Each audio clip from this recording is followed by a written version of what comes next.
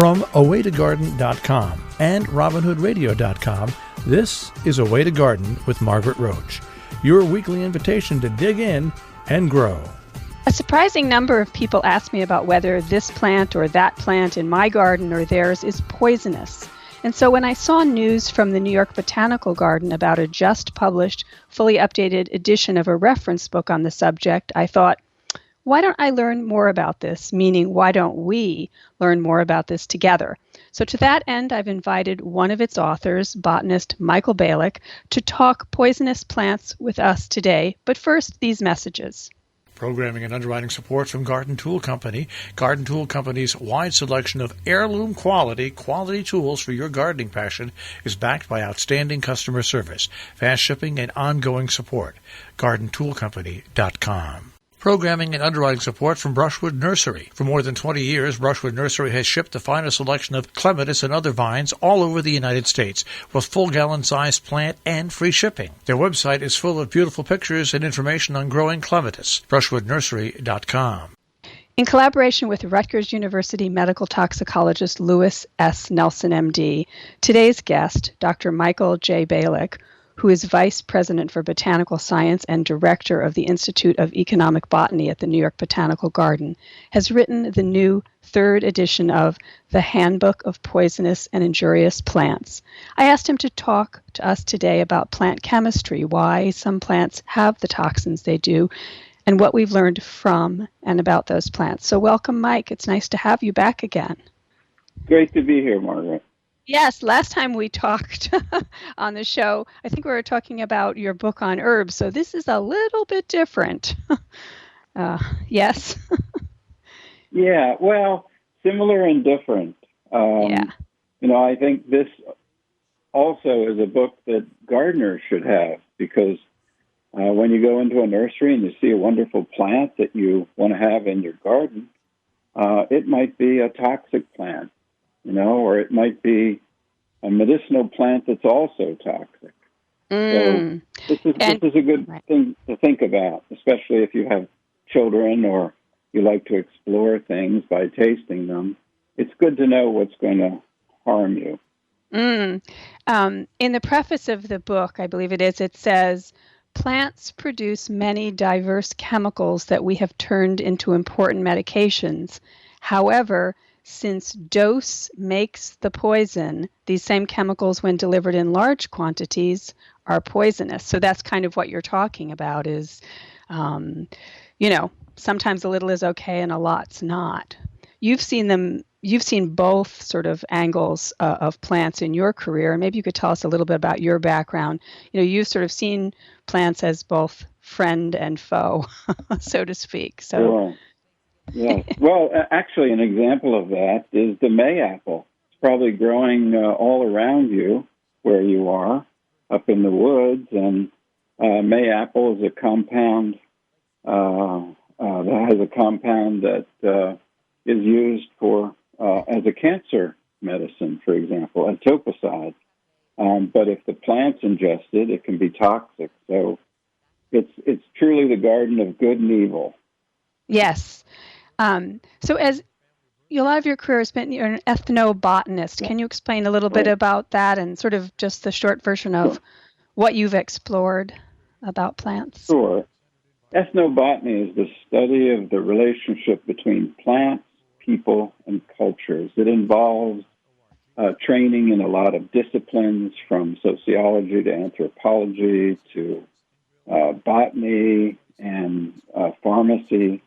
And so we're a sort of broad-ranging, skilled group of folks, not many of us, but we also call it the science of survival, because what we've observed from indigenous living and indigenous peoples who live with plants and study them is that they know a lot about how to live, how to feed themselves, how to heal themselves, how to make their own dwellings to live in. So ethnobotany is the science of survival, very important today. Now, Yes. I grew up in Wilmington, Delaware, and I became enchanted with plants at about age 4, as I remember. And I had training at the University of Delaware by Richard Leidy, and then went on to Harvard, where I worked with Richard Evans Schultes, who was the godfather of ethnobotany in this country. And so since that time, in 1980, I came to the New York Botanical Garden. I've carried out work in 37 countries, starting in the deserts of the Middle East and Central America, in the Amazon, and currently I'm working in the Pacific Islands of Micronesia and Melanesia. And the lesson that I see everywhere is that people's fascination with plants is part of our genetic makeup as humans, and we're all desiring to surround ourselves with beautiful and useful plants. Yes. It's a trait shared by all cultures. Yes. Dick Leidy, by the way, is a hero of mine as well. So a great native plant proponent, a wonderful person. Yes. Yeah, he really influenced the trajectory of my life. Yes. So the book, let's get acquainted with the book a little. In the book, there's early on in it, there are some statistics, kind of about how I think it says that there's 42,500 calls to poison centers annually in the United States. I think that's just a fraction, however, of all the exposure calls. In total, 60% of those involve kids age 5 and under. I bet a lot more went to vets about their pets, people's pets, but that's not what the book is about. So a little bit about the scope of poisonous plants. Sure. Well, there are actually millions of calls to poison control centers, and I'd like to give that number to your listeners. Oh, okay. Have this handy, 1-800-222-1222. 1-800-222-1222. Right. And the 42,500 were plant calls a year or two ago. Yes. And, you can get on the phone with someone 24/7 and ask a question. And this is what Lewis Nelson, my co-author, and the esteemed toxicologist, this is the sort of thing that he does and runs. But imagine some of the top plants that people would know about are hot peppers, for example. A couple thousand calls with people especially children, that might have accidentally ingested an ornamental pepper or a hot pepper, what to do. Right. Prunus, the cherries, for example. Cherries and apples have cyanide in their pits and in their seeds, and even too many of those can be bad for you. Pokeweed, again, common, probably growing all around where you are. Yes. All parts are poisonous, and people do harvest the very young shoots in the spring and boil them. But if you harvest them past that very, very, very young stage and don't boil them enough, they can be pretty toxic. And poison ivy, I could look out my window and see poison ivy. So, and inside, things like Dieffenbachia and Spathiphyllum, they have oxalate crystals, little tiny crystals that get in the mucosal membrane. So these are the sorts of things that the people in the Poison Control Center hotline handle every day. And most of the calls for plants are children under 5 years of age. Yes. The kids are explorers, right? My daughter she was about 4 or 5 years old. She walked into someone's apartment with me, and she saw a beautiful, hairy, covered cactus and went to hug it. It was taller than she was at the time. Oof. And, of course, those spines just got under her skin, and she learned a lesson. Yeah. Kids are explorers, which is a good thing. Yeah, they are. They are. Now, the title says Poisonous and Injurious, and poison ivy you just mentioned, for instance. I don't know if it's in both categories or in the injurious. There's a lot that have a reaction on the skin, for instance. They may have stinging hairs or other skin reactions. Is that what Injurious is in the title? Yeah, that would be sort of physical injuries. So again, imagine a cactus spine or the poison ivy with urushiol, or thorns. Sometimes you get a thorn in you and you notice it gets infected. It could have a small amount of toxin on it. Whenever I have anyone help me in the garden who I don't know well, occasionally, I'll have a helper that hasn't been here before, and I'm always very careful to say, when I'm going to cut this back or we're going to pull this weed. However, this one may give you a dermatitis, so I want you to wear gloves, and I don't want you to, touch your face with it. You know what I mean? I try to be a little proactive, and especially, for instance, things related to euphorbia. I like euphorbia, things in the euphorbia family. And I know you have a euphorbia story that's the annual poinsettia legend that maybe you can share with us, because that's always, everyone thinks that's a poisonous plant. But the euphorbias tend to have a sap that can be affect your skin, yes? Yes, lots of the Euphorbiaceae have this milky sap that's quite irritating to the skin. But the urban legend that you're talking about is that euphorbia, the poinsettia, is toxic to humans and animals. And actually, there's never been a case of toxicity in a human from eating that Christmas plant that everyone knows so well. And I looked into this, and it turned out that back in 1919 in Honolulu, in Fort Schaefer, one of the Army forts in Honolulu, there was they found a young child, a 2-year-old child, who had died underneath a poinsettia. And it was, of course, a tree in the tropics. And the rumor began, and it was in the newspaper, that the child ate the poinsettia and dropped dead. And then that was picked up in the 1944 edition of Poisonous Plants of Hawaii, saying the milky juice in the leaves are poisonous. And then it just took off. And so every year we try to write a little story in the New York Botanical Gardens blog, or, we answer phone calls.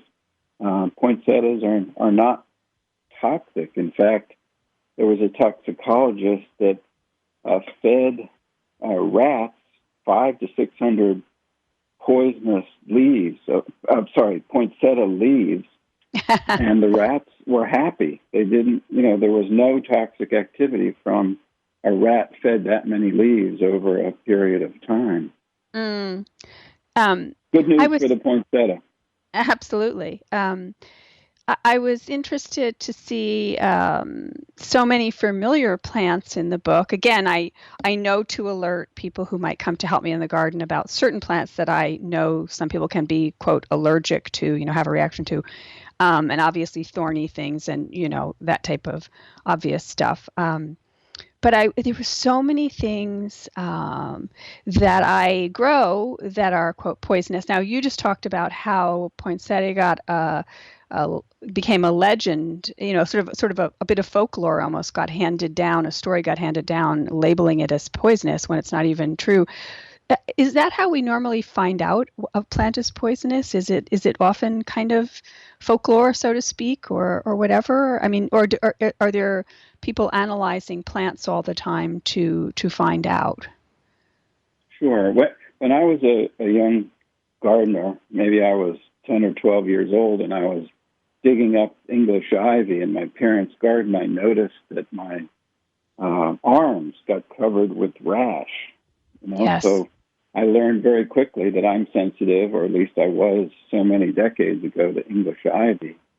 But not only do we hear stories from our gardening friends or read about them, but there are a lot of plants that we know about that that we don't realize can cause reactions. The lady slipper orchids, for example, cypripediums, they can give you contact dermatitis from the little hairs.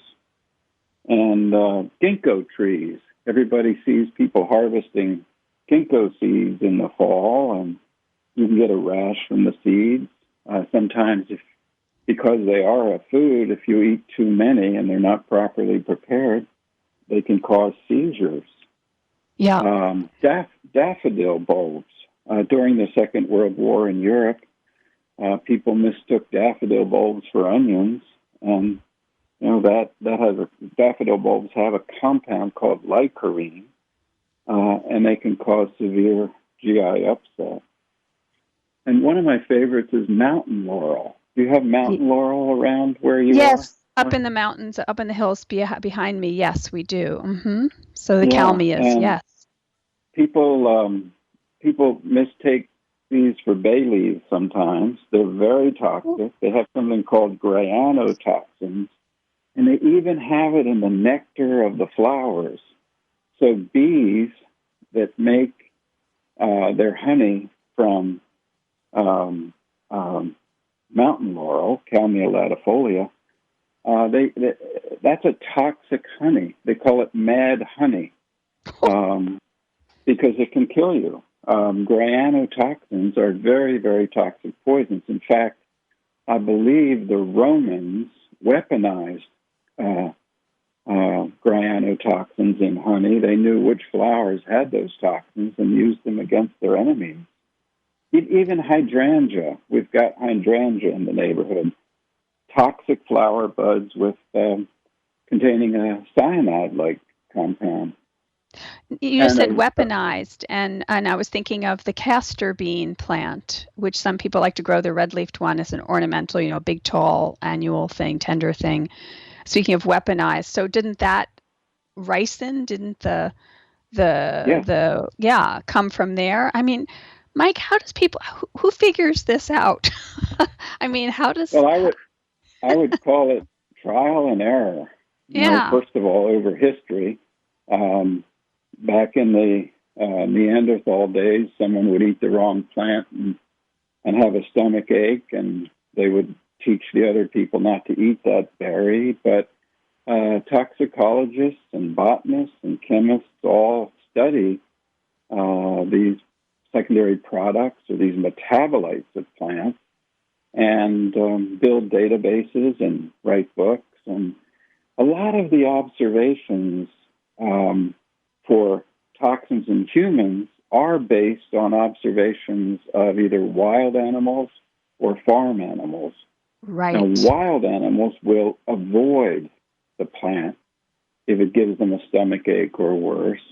And then you put a farm animal in a sort of unusual habitat that they didn't grow up in, and sometimes certain weedy things in the pastures will kill the animals. So a lot of the information we have are based on ethno-veterinary observations or veterinary toxicology observations. Huh. Oh, some of the plants that I found the most interesting. Now, you mentioned prunus and how there's within the seed is something poisonous, but others that are, quote, herbs, for instance, golden seal, Hydrastis canadensis, a native woodland plant, has some poison element to it. And elderberry, I think, was in the book as well. And yet we can make jam and so forth, but there's a time in the period of the fruit's development that it's not good for you to eat. I don't remember specifically for that one, but there's sort of this nuance of what part and at what stage of development it's dangerous. Is that correct? And how you use it?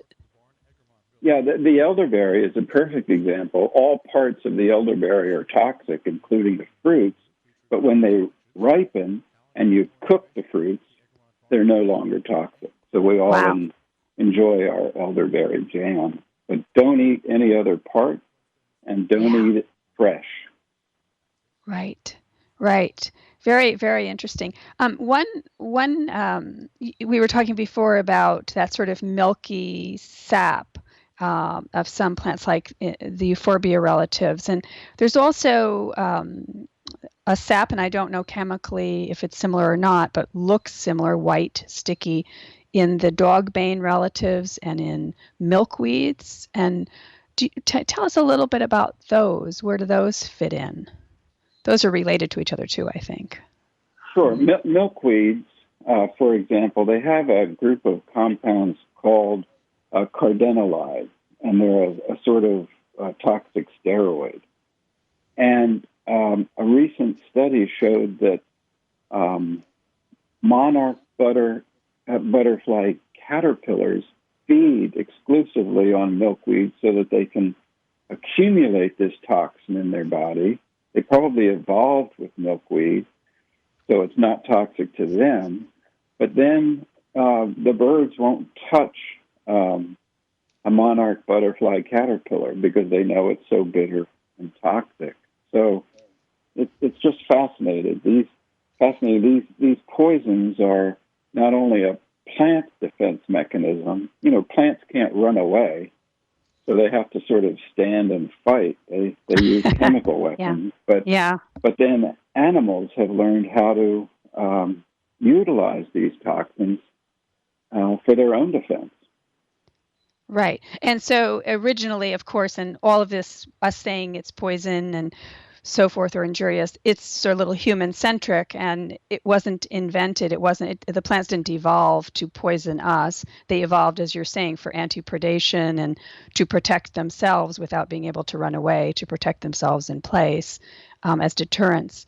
In the last few minutes, I wanted to, from your expertise, all, as you said at the beginning, all around the world, and with looking at plants both for their ethnobotanical qualities, for their benefits, for their potential as medicine, or their in traditional indigenous cultures, their utility, and then also in this work, for instance, as poisons or potentially injurious. How would you tell us gardeners, kind of what's the gardener's best practices about, being in love with plants like we all are, and being among plants? Because I don't eat things that I don't know are edible, and I know which ones cause dermatitis, and that's about the best I've done. But what would you say?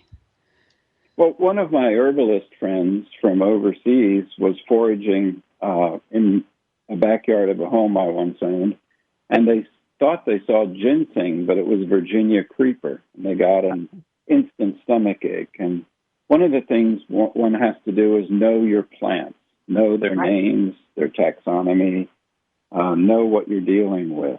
So, horticulture has introduced lots and lots of exotics in the last few years, and we bring them indoors and we plant them outdoors, but you really need to know what these plants are. And that's what this book seeks to do. Yes. But continuing education about what plants you're growing, is really very, very important. There's no substitute for a proper identification, as you say, for the taxonomic, correct taxonomic identification of the plant. And sometimes inferences can be drawn, if the plant isn't in the book, by closely related plants. I mean, I assume in seeking medicine and other beneficial things that scientists look at related plants to get more of a similar chemical, for instance. So. Sure. So we know that, for example, species in the tomato family, like Atropa belladonna or Datura, anything in those genera are going to be deadly toxic. Right. Some can be medicines, but so these compounds cluster in plant families. So it's so important to heed the work of the systematic botanists who teach us about these relationships, the tree of life, as it were, the relationships between plants. Because if you're going to use plants on a certain branch of that tree of life, and one of them is toxic, you might assume that there could be others that are toxic. Right. Well, the book is Handbook of Poisonous and Injurious Plants. We're going to have a book giveaway with the transcript of the show. One of my favorite parts, actually, were some of the tables in the front of the book that's family by family and genus by genus within the families, doing just what you said, sort of saying, hey, these are some to be aware of. And Mike Balick, as always, it's a pleasure to talk to you. You've had quite the fascinating look around the world at plants. So thank you for making the time today. Well, thank you so much for inviting me, Margaret. And good luck with your garden. Thank you so much. Bye-bye. Bye now. Programming and underwriting support from Brushwood Nursery. For more than 20 years, Brushwood Nursery has shipped the finest selection of clematis and other vines all over the United States, with full gallon-sized plant and free shipping. Their website is full of beautiful pictures and information on growing clematis. BrushwoodNursery.com. Programming and underwriting support from Brushwood Nursery. For more than 20 years, Brushwood Nursery has shipped the finest selection of clematis and other vines all over the United States, with full gallon-sized plant and free shipping. Their website is full of beautiful pictures and information on growing clematis. BrushwoodNursery.com. And thanks to all of you for listening. Now, don't miss an episode. You can subscribe free to the podcast version of the show on Stitcher or iTunes or Spotify. And you can find me anytime at awaytogarden.com or at Facebook or on Instagram as @awaytogarden. And happy gardening meantime. Away to Garden with Margaret Roach is a joint production of awaytogarden.com and the smallest NPR station in the nation, Robin Hood Radio.